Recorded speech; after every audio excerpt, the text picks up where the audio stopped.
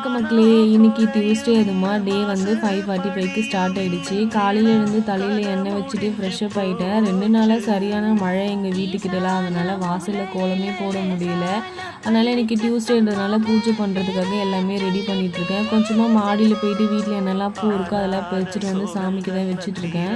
இன்றைக்கி டியூஸ்டே மட்டும் இல்லைங்க, பிரதோஷன்றதுனால ரொம்பவே ஸ்பெஷலான நாள். அது மட்டும் இல்லாமல் நாளைக்கு கார்த்திகை தீபம் இருக்குது.